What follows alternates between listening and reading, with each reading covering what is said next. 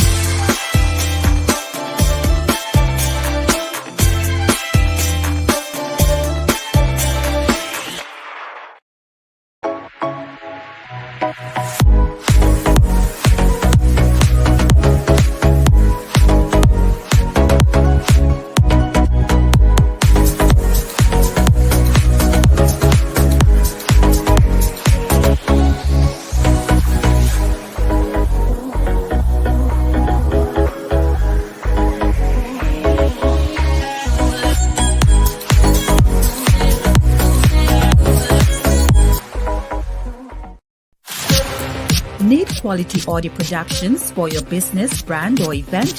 What about top quality flyers to help your business stand out on social media? You can now get both for affordable prices to fit your budget. Call 1784-534-4605 or follow us on Facebook. CG Production, Simple Solution.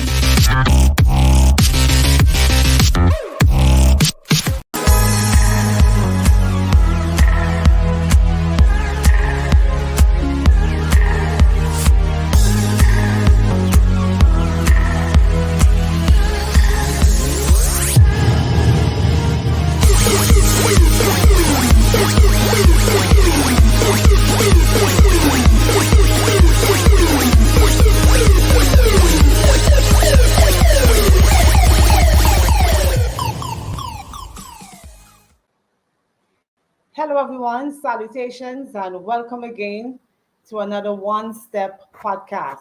I'm Dr. Jozelle Miller and it is my joy to spend some time with you as we share another phenomenal testimony of resilience, triumph over life's hardships. If you're new to this platform, you are especially welcome. This is a space where we share on the best ways to navigate life. We promote holistic growth, and we believe that regardless of the situation, persons are still able to make that one step. That is all we're asking, that you are dedicated, consistent enough with the change that you want to see in your life to push through and just simply make that step towards a better tomorrow. This is an interactive program, and we invite persons today to share your comments, ask your questions. We are live on Facebook and YouTube, the Value Experience page. And I look forward to interacting with you even as we interact with our special guests today. And today it is my pleasure, my honor, to have a friend of mine as our guest today. Her name is Dr. Roseanne Smith. I paused there for a moment because I know her as Jasmine. And Jasmine is of Ascension. She's a wife. She's a mother of two. She's an author. She's a lecturer in the Department of Geography and Geology at the University of the West Indies, Mona campus in Jamaica. And it is my pleasure to welcome you to the podcast, the One Step podcast today. Thank you so much, Jozelle. I laughed at the pause there because I said I'm probably the only person who used both of my names, first and second, Roseanne and Jasmine. So So Yes, I understand that the audience might get it for those who call me Rose or Roseanne and those who call me Jasmine. exactly. Because I remember I said to someone that I'm going to have on Roseanne on the Jasmine rather on the podcast today, and they're like, "Who is that?" And then I said, Roseanne Smith. Oh, everybody. So we all know you by different names, so that's fine. Yes, Okay, that's fine. yes, yes. Welcome, welcome. It is such a joy to have you today. Thank you so much. It's my pleasure.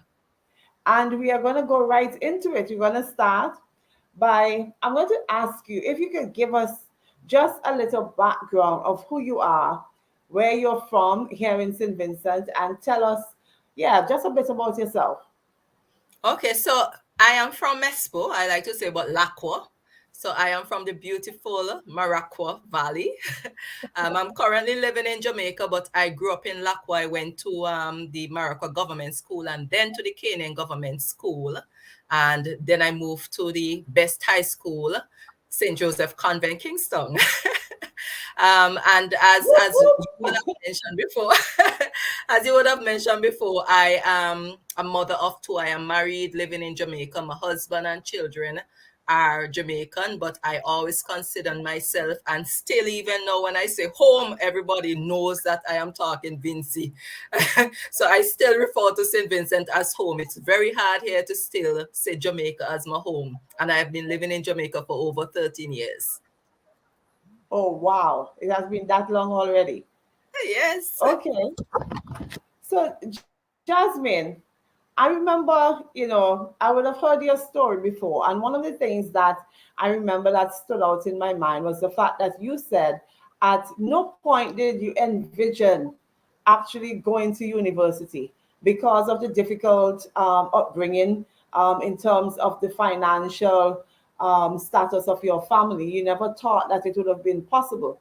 But you have even surpassed being a student to now being a lecturer. Tell us a bit about that story, that journey. Okay, I'll start by saying that yeah, I went to St. Joseph Convent and I always am grateful for the that school and the persons I would have met at that school. Because as a poor person growing up, and growing up around persons who haven't really made it to high school, you would not have heard about university because it's really trying to get through high school. And for our families, after high school, it's like work. So I would have never in my life growing up heard about university.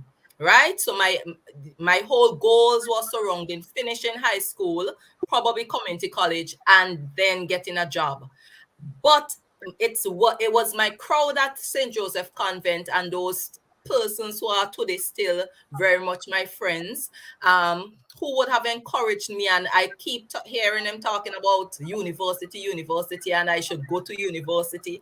And I said, I can't. It wasn't in my goal. But besides that, the money wasn't there because when I finished high school, and as I always tell person, when I finished high school up to this day, I don't know where my mother got the money. I know I was going around asking persons to help pay the subjects. They didn't have it, and mommy went. I don't know which government agency or where she went, but that is how I got the subjects paid for my St. To get to finish high school. And then there was community college and everybody was going. And I remember being in church, and my pastor wife at the time, Sister Vilma Olivier, she said, "Are you going to come to college?" And I said, "No." I said, "We don't have the money." And she said, "What you mean you don't have the money?" She said, "I am working there. So transportation, once it's in the morning, you can leave early with me. Transportation is all," because I was living close enough to walk to her. And she started to tell me about people I can get sponsorship for. And I think that was the beginning of the first time in my life of being brave and being courageous. And I always say, I remember there was a supermarket in the community, Gunsam supermarket. I went there, and it was Kathy Gunsam, God rest her soul. She was the one who sponsored me. I asked, and she sponsored me like my bags and uniform. But David's drug mart stood out the most because it was the greatest Kathy I was familiar with. But I didn't know about David. I just hear my pastor wife saying he always helped. And I remember walking there and going in and walking out. Like I go in and I see a crowd and like cold sweat, hold me, man. And I walk out. And then I go back inside and I said, you have to do this. And I asked to talk to him. And I was just whispering and telling him. And he actually did help me. So I can't remember exactly what the assistant was, but I know I got certain things also from him. And then I got my books from whosoever the representative, I think it was Bernard Wiley at the time representing Morocco era. And so he assisted with books. So the only thing then that my mother had to provide was lunch, right? And sometimes transportation if I do not get a ride in the evening with my pastor's wife and so on. And I got through the 2 years, but then it came back to the same point of subjects and paying for subjects. And again, my mother worked on miracle, whatever she did, and I finished that. And right after I got a job teaching at the intermediate high school. And so that was it for me. I am in a job now, and I had no other goals. In all honesty, I had no other goals. My friend, I remember she said she was going university to study law. Let's go. And I said, girl, I can't. I said, I am the one helping with, finance around home. I can't, so it's really pretty much that was the foundation prior, to me getting to university. And I don't know if you want me to get into how that started. No, But hold on. So you said quite a bit there. And I want to really look at the fact that your first step or that first initial step that you took was that you finished school, you went to convent, you applied yourself, you finished there, and then you had a conversation. Now, sometimes persons shy away from actually seeking help out of fear, out of shame, probably thinking that they might be turned down. Persons are fearful of rejection, but part of your stepping process was that you were willing to share your story and let persons understand pretty much that, okay, it's not a bed of roses where I'm from. This is my reality. And one of the things too, we always that song by Buju Banton, Circumstances Made Me Who I Am. When we think about that, a lot of the times persons believe that where I'm from is going to dictate what happens for the rest of my life. But you defy that odds because you said, I know where I'm from, but yet you're making the steps and the strides to get out of that. And I think that is quite commendable. But I noticed you mentioned your mom. What about your dad? well, my dad has always been in the picture. And I think I remember hearing a cousin say, well, you all are like pretty much almost the only family on the hill that grew up with both father and mother. And in a sense, he was saying that made us better. And while there were good things about that, and I tend to dwell on the positive, my father, who is still alive and so on, is still is an alcoholic. And because of that, it was very difficult for me growing up. Very difficult for all of us because he was he is an alcoholic. I keep saying was as if, but he is an alcoholic. And then he was younger. He worked, and so he was really the main breadwinner. But there were times that, and if you know persons who are alcoholic, sometimes the money is spent on drinking, sometimes part of it is spent on gambling. So there are times when sometimes he drink and people stole it. So sometimes he come home and he has nothing. And so then there was school the next day, and it's like there was nothing to go to school, and mommy might even ask me to even ask somebody to borrow money and so on. And that in itself, I think I became an adult very early in terms of mentally having that maturity, because when I started to go to high school, I know there were persons who could afford or would buy other things. And even though I will get like this money for lunch, this money for passage, the money for lunch, I always eat very minimally. And I will save. I will save at least $1 or something. And there were times that same money I save come back and send me to school another day. There were times when I know my friends going out, and most of them don't know this. So it's like I'm in school and they are seeing happy Jasmine. And if I tell people my story, say, you're always smiling and you don't look like that. They always see that exterior I put on. So most of them don't know that there were times I had to use money that I saved to come to school, right? So that was a big part. That became a big part of who I am. And when they have activities like going out, like going on the beach and so on, concerts, and I say I am not going.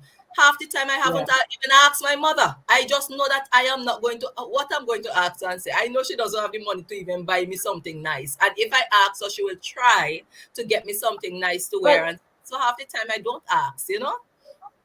But did you get upset?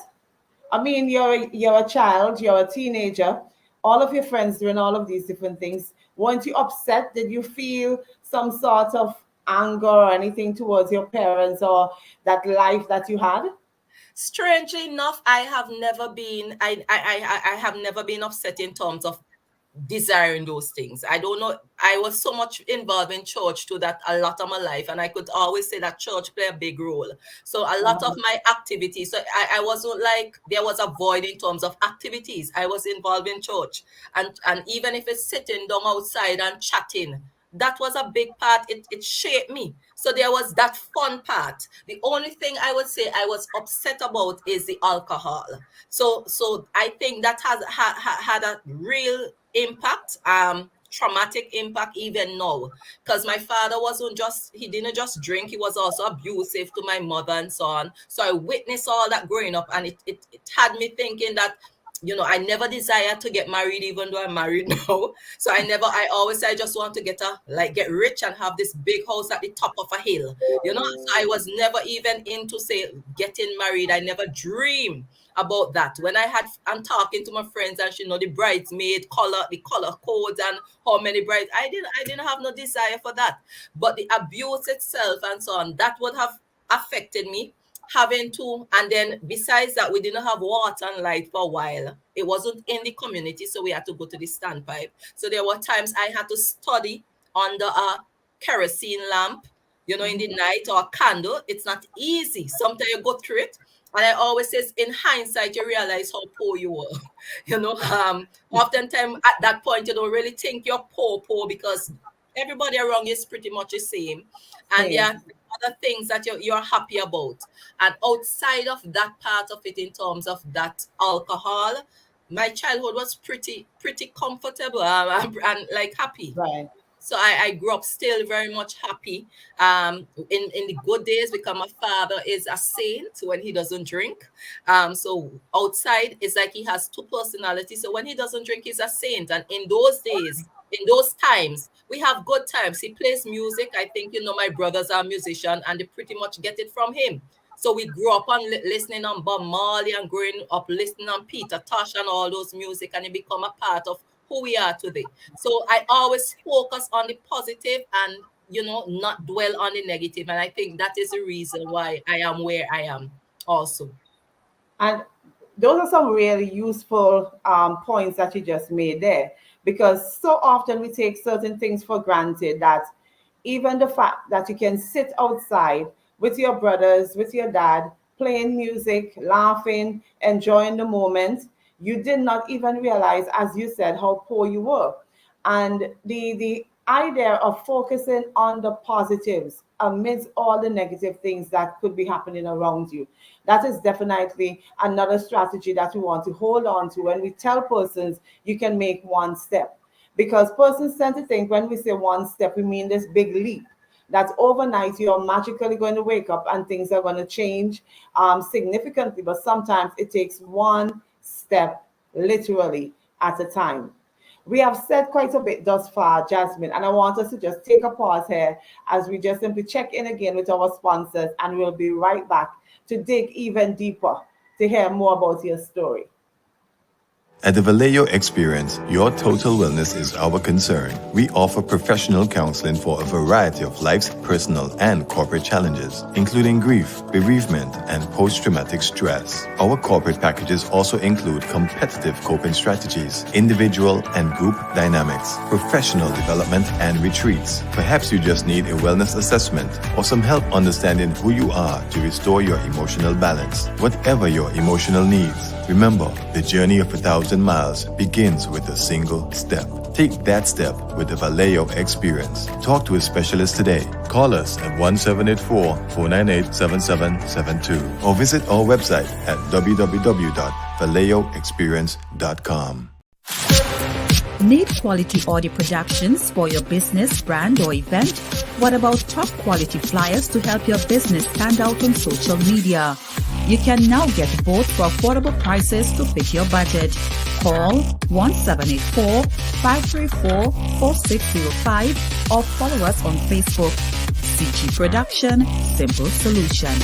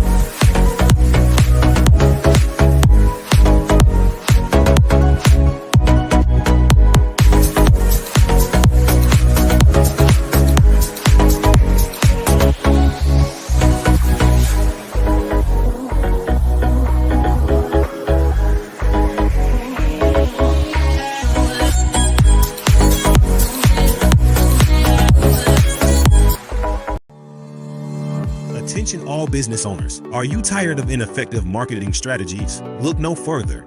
CG Productions is here to revolutionize your marketing game. We offer quality flyers, promotional videos, audio production, and other marketing materials that will set you apart from the competition. Say goodbye to mediocre marketing and hello to stunning, professional materials that will capture your audience's attention. Visit us online today at CG Productions to see what we can do for your business. Quality marketing materials, guaranteed. CG Productions, your marketing solution.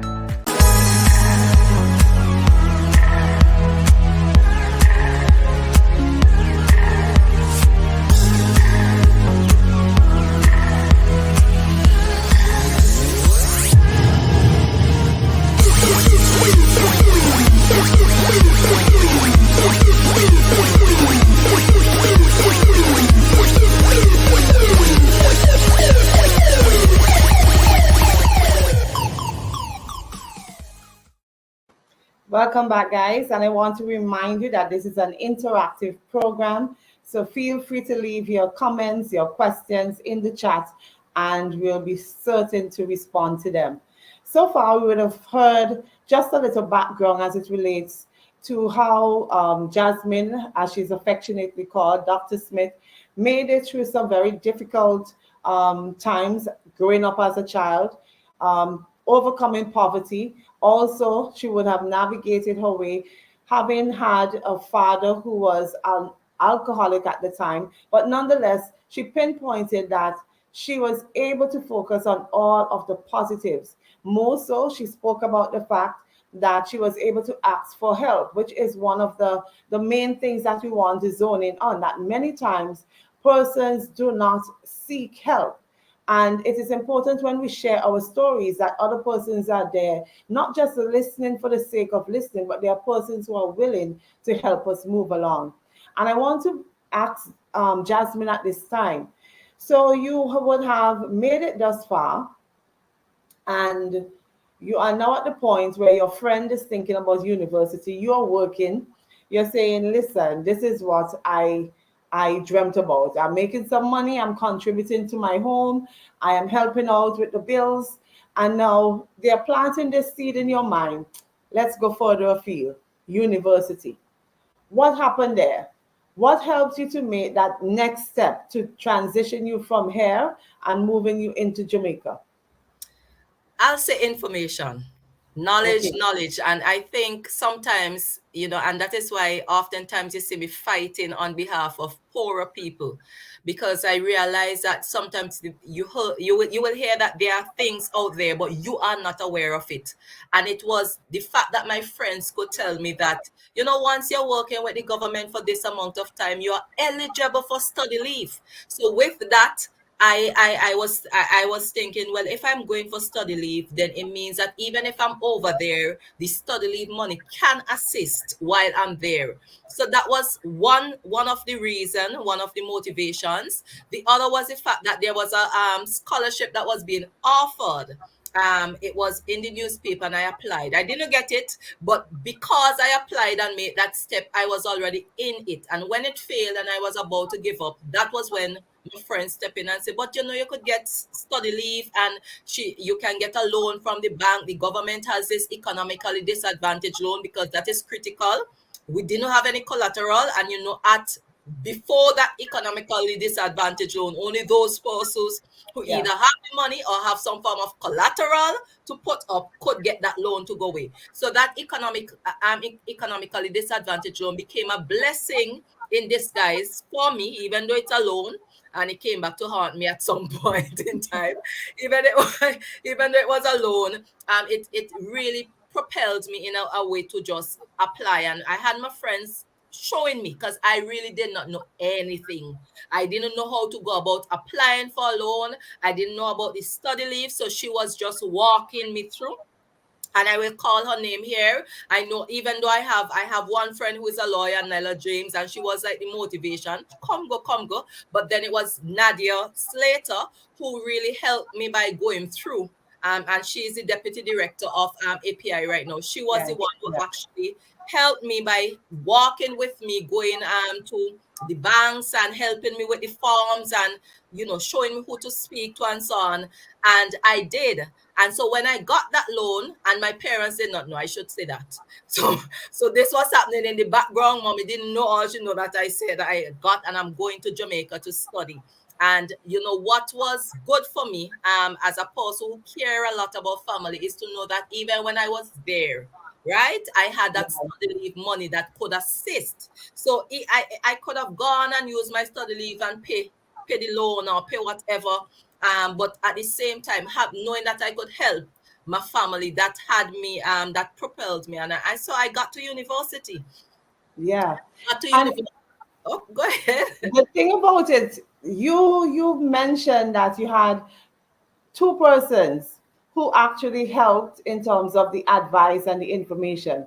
We have always been hearing time and time again that women are women's worst enemy, that generally you don't see persons actually trying to encourage you to get ahead and to move forward. But you had persons in your corner, not just these two ladies, but even your pastor's wife, those persons in the community who would have helped you in those earlier times. And it speaks volumes in terms of a support system. What would you say? How important would be the network, the people that you have in your life to help you basically move from one step to the next? Extremely, extremely important, especially for people who are coming from backgrounds like me, persons who are at a different level. Their parent, like for me now, I could be looking and researching for my daughter, my children, because I have that knowledge. But back then, my parents, they don't know about it. They don't know university exists. So it might be something that people say, how you want to know university? They didn't know about it. And because of that, I did not know about it.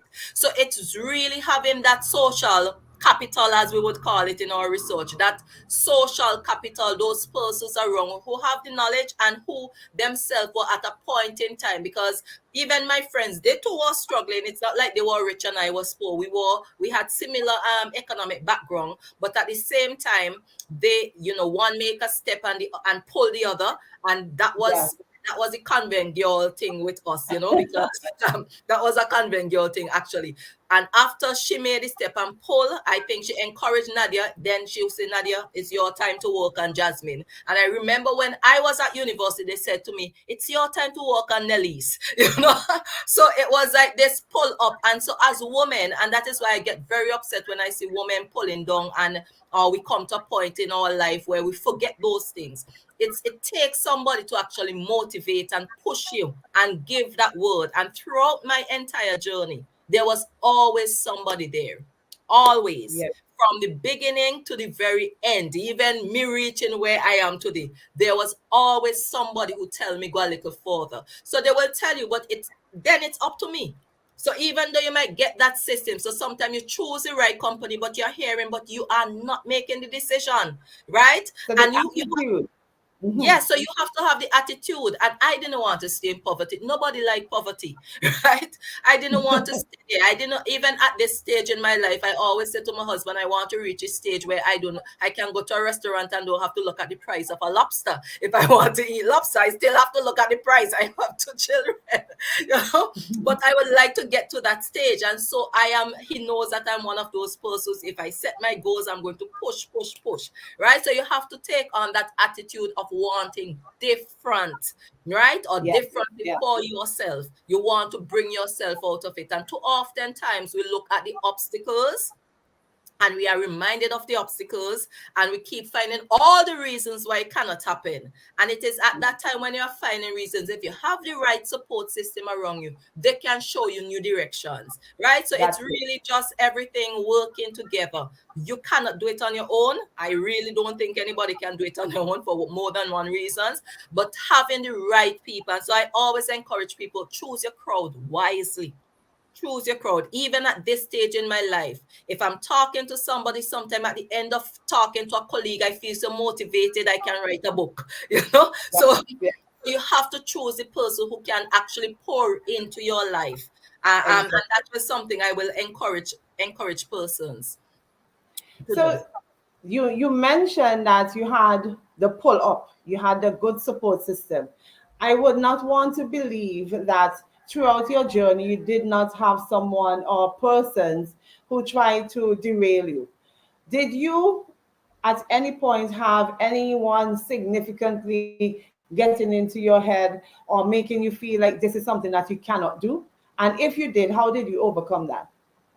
Well, I will say that at that point in time, no, I'm not at the high school journey. I don't know if because as I said, I spent a lot of time in church.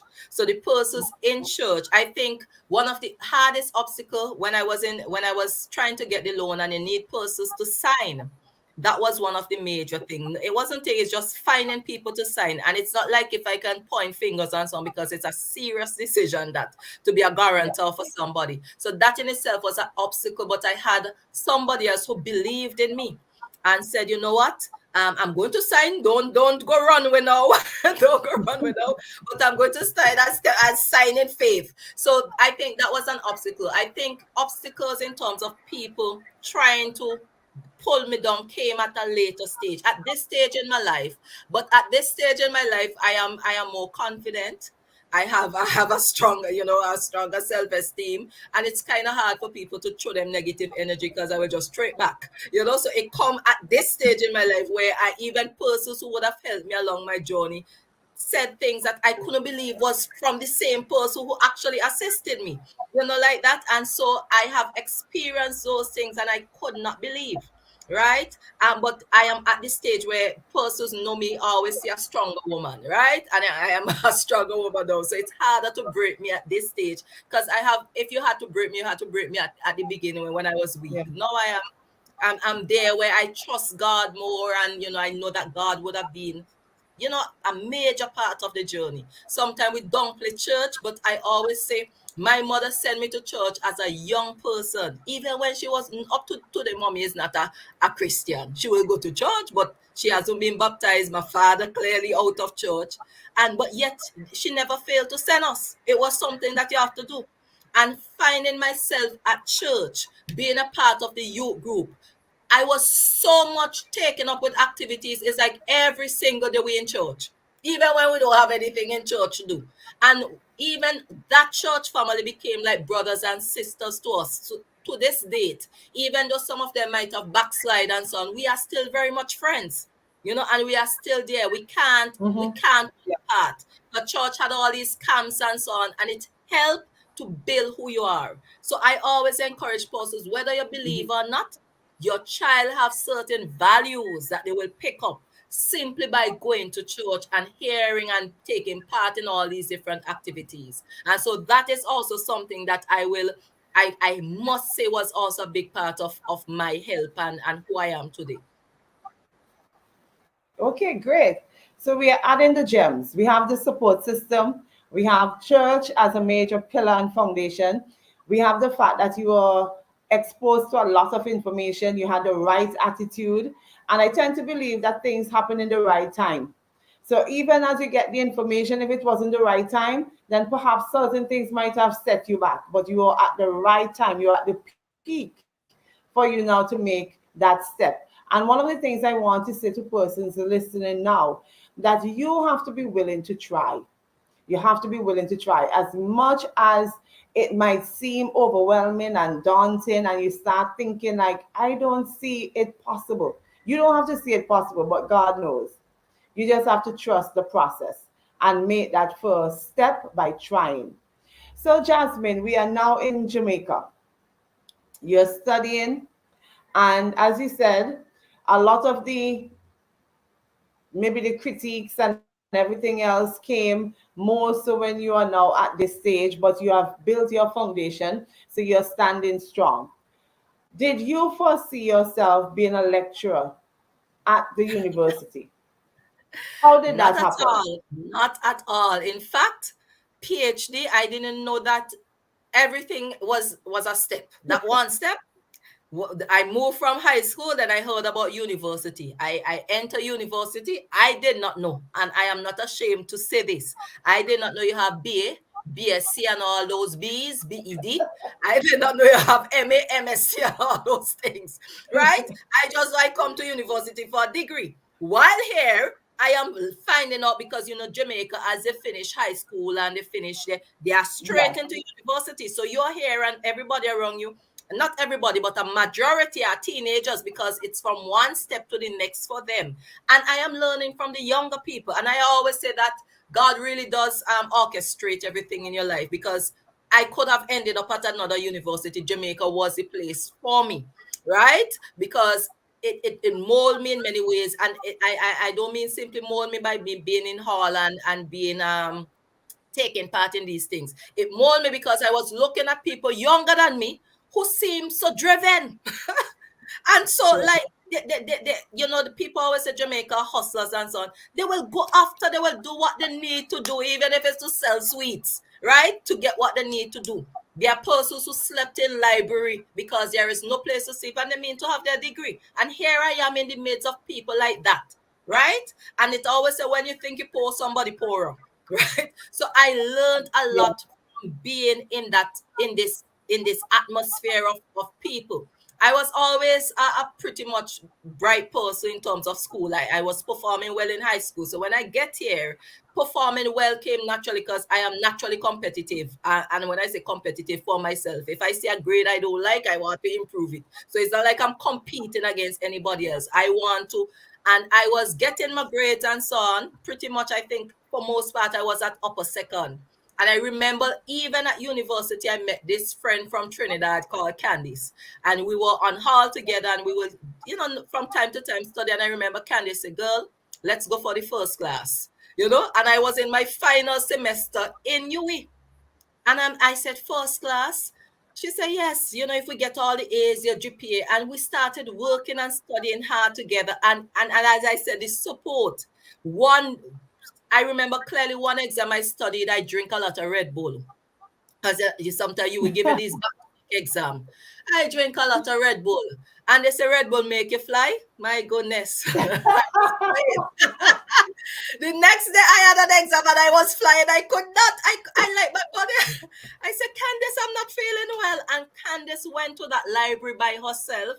And Candace read and write down all these cue cards. And Candace bring them back to my room to assist me and things like that. I Amazing. always say there are things that I can never forget. You know, things that when people do those sort of good things, I will always speak about it because I can never forget that. You know, and we studied and she stayed with me and so on. That time I didn't have the, you know, the feeling, you know, because I was actually flying. I felt like my body was lifting up and going back on the bed. And that was my last Red Bull, by the way. I never drink Red Bull after that, you know. So being at university, that strengthened me. And then the lecturers always look at you once you start performing.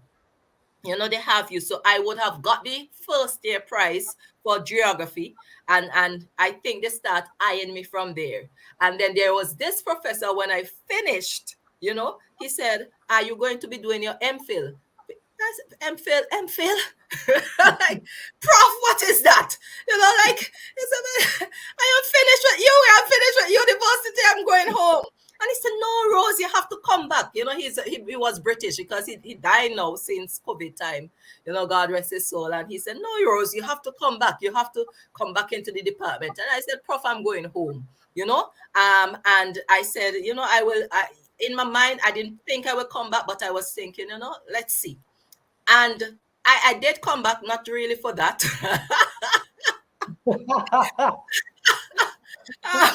I met somebody before I come. You know, my dear loving husband right now. And you know, it wasn't really I met him, but it wasn't really that. But after I came back home and we start talking, you know, I said to myself, let me see if I, you know, get back to Jamaica. And I said, you know, if this ain't work out, at least I have a degree. Because I ain't going up here blindly and then things ain't work out for me. So I said, killing two birds with one stone, eh? So I came back and I started the MPhil, and Prof was happy. But I told Prof, I said, "Prof, it's only the MPhil I'm going to do." And he was a smart man, because when I get to the point where I'm supposed to write up, he said, "Rose, nobody shouldn't come and you do an MPhil and not a PhD. And it's always one step." And I said, the attitude is important, because he's telling me that. And I'm thinking, why not? But then there is the loan that I was still paying back. So that there was this obstacle.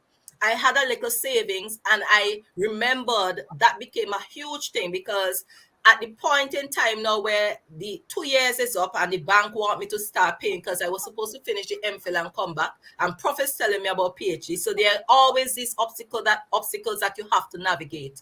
And I reached out to the bank. I sent letter prior. I told them to, if I can defer the loan. And I said, if you continue paying the loan from what is there, I would have nothing. So I said, can you pay the interest instead, defer the loan?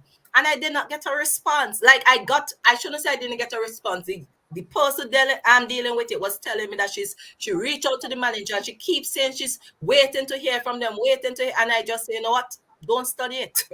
I told her, I said, "Miss, when this is the money, and when you take that last money, there is nothing else." You understand? So I said the loan will just take interest. And I chose to go for the PhD, and with no regrets. With absolutely no regrets. I didn't think it was for me at one point, because persons with doctors who taught me in university, they have a certain status, a certain air. You understand? I am like, is I coming from the ghetto and poor and thinking that is for somebody else. You understand? It is for the high status people. It is the people whose English is perfect. And my English, you know, I'm struggling with my English already. So it's not for me. How do I present myself? Do I have to dress away? Do I have to walk away? Do I laugh with my mouth covered? In my head, it carries a certain character, and I am a free-spirited, laugh out loud kind of person. I really didn't think it was for me, but having that my professor motivating me and so on, and I just said, "Prof, okay." I think by that time, I don't remember if I had gotten engaged and so on. I think somewhere after the PhD, probably before after I started. But I remember during that journey, I said, I will do it, but just so that I'm going to get pregnant while I'm doing it. Oh, wow. So Jamaica paid off. Jamaica paid off in more ways than one. More ways than one. I must say congratulations. The thing is, though, what stood out for me a while ago as you were speaking is sometimes we can get in our heads. We can get in our own heads and start creating a lot of misconceptions and misrepresentations of certain things, thinking that, okay, this is too much. This is not me. I am this person, and this supposed to look like this, or this supposed to look like that. And it's so important for us to get out of our heads and stop fueling or feeding any sort of narrative that is self-defeating, right? So even as we think about all the things that we want to do, understand that if one person made it there, you can make it as well. That is And definitely true. I'm glad that you spoke about getting pregnant, because we want to segue right into that aspect. I know from having heard your testimony before, and this is something that I want you to shed some light on for many women who have a lot of problems as it relates to infertility, um, endometriosis, polycystic ovarian syndrome. We have so many gynecological issues that women are faced with. And more so, a lot are battling in terms of would I ever get pregnant? And then you're looking at the clock ticking, and you're past 35, you're past 36, and all of these. And persons are now telling you you're going to be a geriatric pregnancy. And some persons give up. Whilst there are other persons in different parts of the world, they're in their 50s and they're having their babies. What was that like for you? Because I know you had some challenges as it relates to fertility. What did you do? How did you navigate that? How did you overcome that? And now you have two beautiful babies, two beautiful children. Tell us that story. Oh, that is like a story that, I remember starting writing and say I have to share this, as a chapter in this book I have been writing. I think it's the toughest um aspect I have gone through. You would think that's, everything else what was tough. They were tough, but I think when you get at a stage in your life, right? Because I found out I had fibroid from I think when I came back home, I went to a doctor, and I was saying my tummy doesn't look right. It doesn't, and he said, you're not eating enough fiber, you're not drinking enough water and all that. And I went back home, I buy some fiber, something drinking water, but like something still nagging at you, even though you didn't give it time to see if it worked. And then I went to another doctor, and she sent me for ultrasound. And I remember when I come back, she said, you have a 5 point something fibroid. Do you have a boyfriend? And it's really, that was a tough thing to hear, because at that time I was dating, but I didn't have like a cemented sort of boyfriend. Like I was talking, to my husband, but we weren't really together. And you ask, do you have a boyfriend? Because you have a 5 centimeter fibroid, and if you do, you should start trying. Now, that might not sound like a lot, but imagine you are a single Christian, because that is what I have to put. Because I think I have to zoom into the Christian ladies, because it's us that say can't fornicate. So imagine a Christian woman, and somebody come tell you. I remember walking from that doctor office straight to where my pastor worked, Pastor Olivier, straight to his office, and I'm in this. At that point in time, Yeah. I didn't expect to hear that. But I think after talking to him, I can't remember what he said, but in a way, it's like I put it behind me. Right? I came to Jamaica and so on, but then the fibroid continuously growing. And I remember when at that time I was already with my husband, not married, but with him. And I remembered when I went to a doctor's appointment, and they told me the fibroid had gotten to, I think, 8 centimeter. I remember Wow. going back and telling him that, I didn't want to be in a relationship knowing that could be an obstacle. And I kind of put everything in his hands, and I just say, look, that this is what they are saying, and I don't know if I could have kids or anything like that. I really don't want to put you in that sort of position, you understand? So I really tell him out everything. So he was aware, and still he still married me, so that's good. Of course, of course. I mean, he still married me, but still, there were, when got married now, and we start trying immediately. So even though I would have heard from pastors that when you get married, give yourself 2 years. God gave us the 2 years. I always look back and says God gave us the 2 years. But we start trying, and then after we start trying, And I realized month after month after month after month, this red thing just keep coming, upsetting my spirit. Look, I was crying. I was crying every Yeah. single month. And then Mhm. I start regretting that I said yes to my husband. I start regretting that I got married to him. And I think that in itself, it strengthens the relationship, but it also tested the relationship, because we were also, in the peak of the marriage. And I was crying so much every month. I prayed, I fasted. eh, I fasted. At one point I fasted, I prayed, and then this Hannah, that story of Hannah came Yes, to, yes. and I said, I could understand how Hannah felt. Like, I felt like Hannah, like you read something, but until you experience it, you don't understand what Hannah was going through.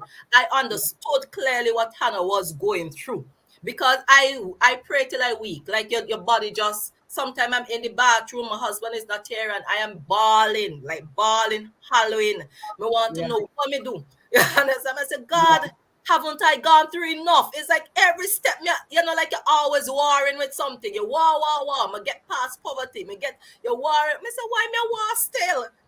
How many battles? And that was a tough period. And I always remembered one night, I always say that this is like like a good memory for me, because I remember one night I was sleeping, and somewhere, like between sleep and where you feel somebody hand on you, and I, Uh-huh. I like opened my eyes, like just barely, and I heard my husband praying for me, Wow. like praying over me with the situation that we were going through, and more so praying for my strength. And it kind of helped to know that he had my back. And I always say that having a strong partner and having somebody who loves you is very important when Makes you're a difference. married. Yeah. It makes a huge difference, Yeah. because I could never ever recall him saying one negative thing, to make me feel less than, you know in fact, he would have entertained. If we can't, then we just adopt. He would have entertained it. But for me, I was the one who beating up myself. When we go marry the woman's son, for me can't give. Like, we can't give a child. My mother-in-law, she was very supportive. She knew also, but she was supportive because she's also Christian. So she's a dearest. So she was also supportive, but she wanted her grandchildren. So I was the one who beating myself up. Yeah. So how But long did it take you? it took me in 2.5 years, I think. I did a surgery, right? Uh-huh. So I got married in 2010. I had my daughter in 2013, but I did a surgery. And when I did the surgery to remove the fibroid, because by that time the fibroid had grown so big, I looked pregnant. And that was very hard for me, because every time I walked the street, somebody would ask me, are you pregnant? And Yes, the yes. hardest thing for somebody to ask you if you're pregnant, and you want to be pregnant, but you're not pregnant, So I remember I was in a class, and the lecturer asked me that, at the end of the class, when we were leaving, she called me aside, and she asked, are you pregnant? And I said, no, it's a fibroid. And she got on her phone immediately, and she called the doctor. That time I was already scheduled for surgery, but I didn't have the money to afford private doctors and so on. So I was going to the general. But he said, I have a friend, he's very good, excellent doctor and so on. And he is very good. And she said, call him and say, we have one, he's from St. Lucia, living here, married and living here. He said, we have on a small island here. I'm going to send her to you. And he said, come. And then as a student, I don't have anything except school insurance, and you cannot use your school insurance for private insurance. So he was aware of that. But he said, and I call this like how you have pro bono cases in law, it's almost like pro bono. He basically said he will do the surgery, because if I allow a junior surgeon to do this surgery, I will lose my entire womb because of the Wow. size of the fibroid. And so he did his surgery. And then I remembered after he came to me, and he said, all kind of things wrong with you. He said, you had the fibroid, you had cyst on both of your ovaries, and you have endometriosis. What on God earth is endometriosis? I didn't know about it. I knew I used to have this painful period that used to put me in these acrobatic positions, but I never know that it was triggered. And he said to me, he believed it was endo. and not the fibroid that was causing the infertility, because the endo Right, did that. So I did it. I got my 6 months of healing. It was a difficult healing period, but after we start trying again, and nothing, I start crying again. And then 1 month I said to my husband, I'm tired, because I would have done ovulation kits, take medication, do surgery. I said, I'm tired. I said, I'm not going to try anymore. And he said, okay.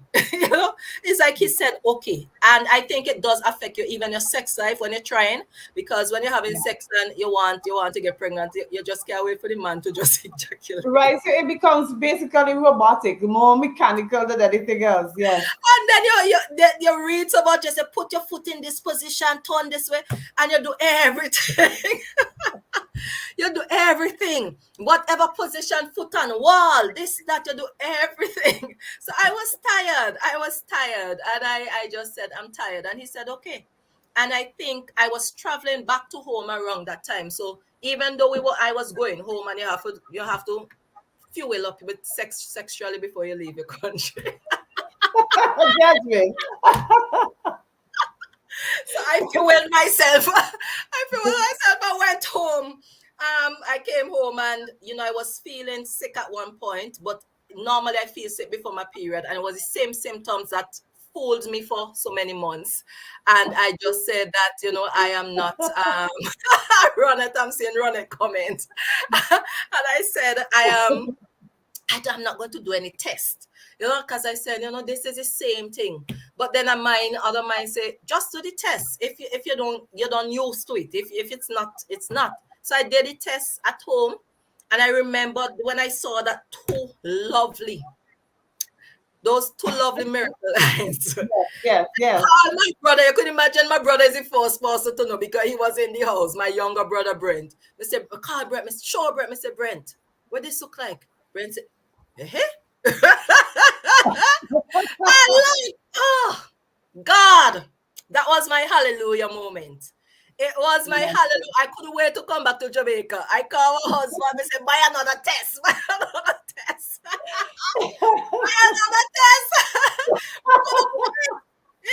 Look. So how many tests did you take?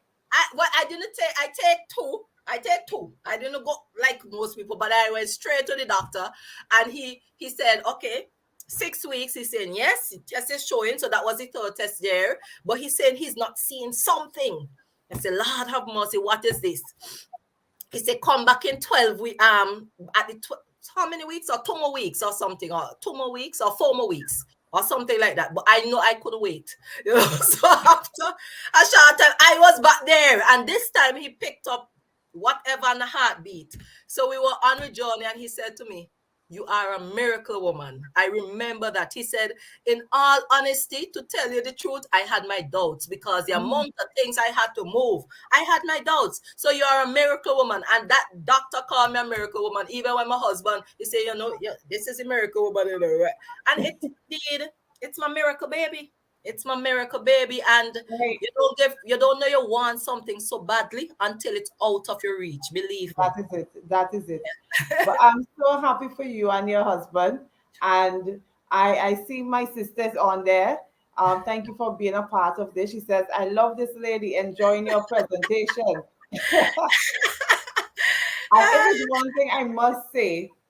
Anyone who knows Jasmine, you're going to get it candid, you're going to get it straightforward. There's not going to be no mincing of anything. And I am so thankful for you. Now, even as you would have gone through that whole process, Noreen Griffith is saying, thanks for being so transparent. You have my entire family's attention here in Brooklyn right now. Oh, wow. Thank you for being a part of this. So we have women, and as much as there was humor in your presentation, I could just imagine those moments when you felt like giving up, those dark spots. What would have been some of the coping mechanisms, or what strategies did you use really to help you to pull yourself up at those points? This going to be prayer. It might sound away to some people, but prayer, because it's like I'm praying, and I am praying to God. I never really get upset to say, well, upset. I just want to know what I wasn't doing right. So I'm saying to God, show me what I am Is it that I'm not praying right? Is it that I'm not fasting long enough? What am I not doing right? Did I do something wrong? And I remember start praying because, in the Bible, they used to have cases where generation span generation is cursed by something that was. So I started going up back into history to ancestors I know nothing about, and I started to break, man. I Yes. started to break some things, anything, any speech. So it's prayer, and really church. Being in church, I used to get a little way in church sometimes, and I remember testifying about it too, because I said sometime in church they're calling up people for healing, and it's always blood pressure, hypertension, diabetes, something, back pain. I say, what happened to the woman in church? And I remember testifying and telling them in church, there are women in church who are silently battling these sort of issues. Some of them are not married, which makes it even harder, because when you're not married and you find that out, you're wondering, when will the husband come? When he eventually come, would I be able to? So there are battles there. And I Yes. said, it is time for the church still hasn't really gone deep into that, to start attacking those sort of things and having those sort of conversation with women in the church, because we can't just go outside there. And to say trust God is not enough. We do trust God. It's not this, but when you're fighting a battle, it's like being in a battlefield. You get shot, you're down, and you need somebody sometime to just help hold you up, Yes. right? And I remembered even before I got pregnant, I said it in church, and I tell them there, and because they say call the elders, the scriptures say call the elders, tell them, and me call the elders. I don't know which work for me. I call the elders and they come around me and they prayed. I went to St. Vincent. Me tell them there again in church. They prayed. So I am saying my coping strategy was really Prayer. Christianity and church, Mhm. and having that prayer and praying and so on. And of course, just being able to talk so candidly with my husband about how I feel. Yes. Because if you don't have that spouse in your life who is there, I think it makes it very, very harder for you as a woman, right? So my husband really has been, he has also helped me just to accept that if it didn't happen, he still loves me just as I am. And that was, I'm actually grateful that, even after 12 years, he still loved me like that. Well, and the thing that stands out throughout all that you have said for the afternoon is pretty much alignment, the right alignment with your husband, the fact that there was a lecturer, somebody who could have pointed you to the right doctor, that you had the surgery at the right time. Everything was about alignment and understanding that even as you go through life, it is important to make sure that you are seeking God's direction for all of the decisions and choices that you have to make. Um, Jasmine, as it relates to women who are stressed right now, I think one of the main things that we could focus on or encourage persons to do is to try and alleviate the stress, because you pointed out that when you would have basically relaxed the pressure, so you're no longer just mechanically trying to have sex to have a baby, but now you're just simply, as you say, doing it for the pleasure of it, and you had to boost up to come home, and you did all the acrobatics on the wall, which I'm sure was very much fun. But it is now that understanding how to alleviate stress, how to reduce the stress in your life. And even as we pull everything together this afternoon, and we are listening to Jasmine's story. It was not easy. There have been difficult points, but she held on to her faith. She held on to a good support system. She held on to a good attitude and humility. And all of these things will have pointed her to where she is now. And Jasmine, I want you to take the time to speak to someone who may be going through certain things similar to you, that you're coming from humble beginnings. You're coming from an abusive environment that a parent or someone may not have been the best example. You're coming from the point of thinking that this is way beyond what I could ever imagine. Or there is a woman who is now going through this whole fight with infertility and whatever else might be, bombarding their minds and their hearts right now, what would you say to that person as a one step advice to move forward? I will tell them first to really take it slowly. I'll say take it slowly, one day at a time. Sweet Jesus, it's really one day at a time. You battle one day at a time. I will also say surround yourself with the right people. Do not battle alone. You can't battle alone. And I know, especially when it comes to infertility, it's very tabooed. Nobody wants nobody to know, but they will know eventually. If they see you married for certain years, that is how it goes in the Caribbean culture. Once you're married for certain amount of years and they realize they're not seeing any children, especially if you have your house or whatever, they are going to be, making they're going to think, oh, they probably can't. And we don't want to hear your mule and all those things, but talking, because I never hide it. And people will only talk for a short while before the story becomes very stale. You understand? So I was very vocal prior to getting pregnant about what I was struggling with. And what I found out during that time, there was a lot of women who wanted to unburden themselves. So I got women reaching out to me and saying, boy, I'm struggling like that too. And I realized oftentimes people are fearful to share with other persons because we are living in this gossipy world and gossipy Yeah. culture where people will tear you down. But you have to find strength in who you are and know that at the end of the day, I always tell people that not doesn't matter what is said outside, in my home is where I try to have that right surrounding. Because if my husband really wasn't that strong support, and being a good husband, then it would have affected me differently. At home I was at ease, so it didn't matter what people say on the street. And so even for the husbands out there, you play a major role in this. Sometimes it's not you having the issue, it's your wife, but what your actions, speak volume and could even relax your wife, right? What you do for her, continue loving her, continue showing her support, love her. Like, I mean, people getting married these days, you're thinking that children might come easily, but it may not. So even having those discussions before, Yeah. suppose it doesn't, what then? Would you still love me? Love your husband just like love your wife, just like how you think you would have loved her before, and support her.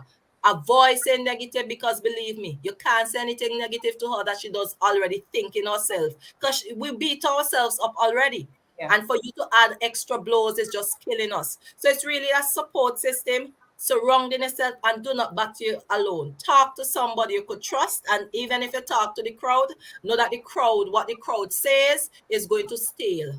Anything they blow over after a while. It blows over, right? So that would be my advice to women, and believe in God. God doesn't fail. He doesn't fail. Just having God, just have I have God from very early. Even when I was going through that home situation and so on. It's only him. Just to be able to talk to somebody, whether people feel it's going in the air and so on. I was actually onboarding in my head. I'm talking to God, and when you unburden, you get it off. Sometimes all you need to do is talk. It actually helps. So yeah, those are some of the things I'll say to women. You are not alone, believe me.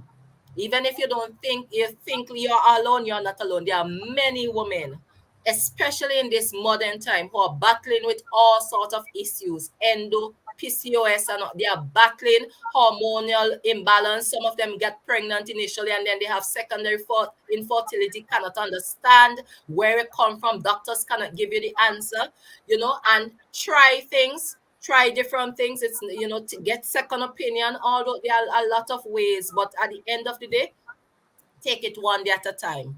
One day at a time. Yes. Thank you so very, very much.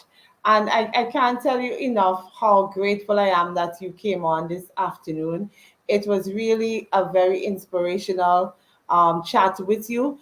And I really want persons to understand that life, sometimes it's going to definitely throw some curveballs. It's going to do some spills that we will never expect. But it's really and truly how we decide to approach it, the way we encourage ourselves, because we have to start inwardly first, and then making sure that even as we are pushing forward, that we understand that, as Jasmine rightly said, you can't do it alone. You may not feel like you have that support system with your wife, your family, your church, or whatever. But even if you have to seek professional help, speak to a counselor, speak to a therapist. That really helps and it goes a long way. And we basically are going to be wrapping up now. And I want to thank everyone who came on this afternoon. Thank you for being a part of this conversation. Thank you for the comments. I saw a few of them. I don't know if anyone has any questions for Jasmine, even at this point. We're going to pause for any questions, any comments that anyone may have at this point before we wrap up.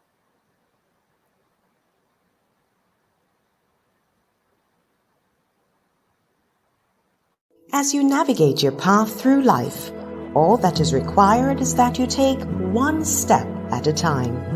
Though hard it may be at times, each day, be committed to show up strong. Some days your strength can look different to other days. Just know this, that whenever you're at your worst, try to look your best. Dress up and face the world. That's the first step towards moving forward.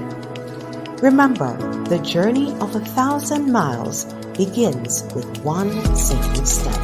Lao Tzu. Attention all business owners. Are you tired of ineffective marketing strategies? Look no further. CG Productions is here to revolutionize your marketing game. We offer quality flyers, promotional videos, audio production, and other marketing materials that will set you apart from the competition. Say goodbye to mediocre marketing and hello to stunning, professional materials that will capture your audience's attention. Visit us online today at CG Productions to see what we can do for your business. Quality marketing materials guaranteed. CG Productions, your marketing solution.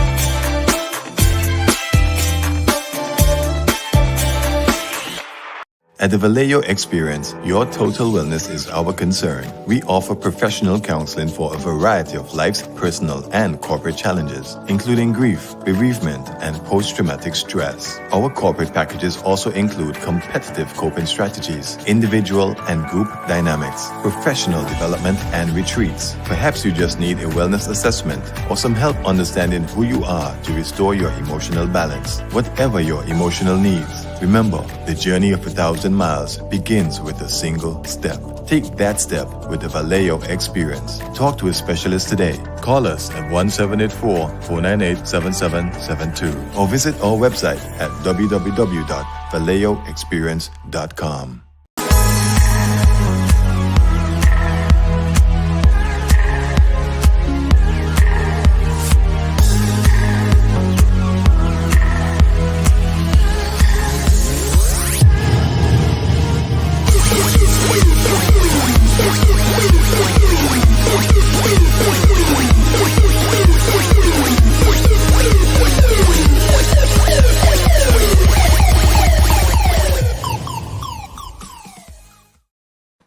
Hi guys, so we are just about wrapping up, and again we want to say thank you to our special guest this afternoon, Dr. Jasmine Smith, or Roseanne Smith as you may know her. And I want to remind persons that if you would like to be a part of this One Step podcast and to make sure that you do not miss any of these inspirational interviews, go over to the Vallejo Experience Facebook page and like that page, as well as go on to the YouTube channel, subscribe, click the notification, and you will always be informed when we have another interview coming up. And I see all the comments. Thank you guys. Thank you, Rosemary. Thank you, Adriana. Thank you, Shen and Indra, Janelle, all those who posted comments. Ronette, thank you so much for your comments and for your commendation. We see great show and presentation. I would also at this point want to encourage persons. If perchance you feel that you have an inspirational testimony that you want to share as well, that would motivate and help others to feel inspired to take that one step. That's all we're asking. And your one step can look different every day. One step might mean getting out of bed. One step might mean actually getting dressed.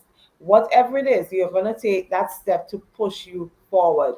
And just to end, I want to let persons know that Dr. Smith has a book, and I'm going to let her tell you about her book and where you can get it, as well as she is a motivational speaker as well. So if you wish to book her, she will give you her contact information now so that you can hear more of her enlightening, exciting stories that she has to share. All right, so go right ahead. Thank you so much, Jozelle. So yes, I do have a book. It has nothing yet to deal with with this. I have one working on for looking at that, but my book has to do with my field. I am a lecturer at the Department of Geography and Geology, and one of these areas that I lecture in is disaster risk management. So I would have written this nice little book for children. So if you do have a child, a niece, and a nephew, it's called The Day I Become a Hurricane. It can be found on Amazon. It's also in St. Vincent at KMK Innovations. And if they're out, just let me know because I can always help them restock, right? So it's at KMK Innovations at the E.T. Joshua Center or the Joshua Center in St. Vincent, but it's also on Amazon. In terms of my information, I'm on Facebook, I'm on LinkedIn, but you can also email me at rcato.smith@gmail.com. That is rcato.smith@gmail.com. Thank you so very much. And with that, we say a journey of 1,000 miles begins with one single step. That's the mantra that we carry, and those are the words of Lao Tzu. And we say good evening. Have a blessed day. Take care. Bye-bye. As you navigate your path through life, all that is required is that you take one step at a time. Though hard it may be at times, each day, be committed to show up strong. Some days your strength can look different to other days. Just know this, that whenever you're at your worst, try to look your best. Dress up and face the world. That's the first step towards moving forward. Remember, the journey of 1,000 miles begins with one simple step. Lao Tzu.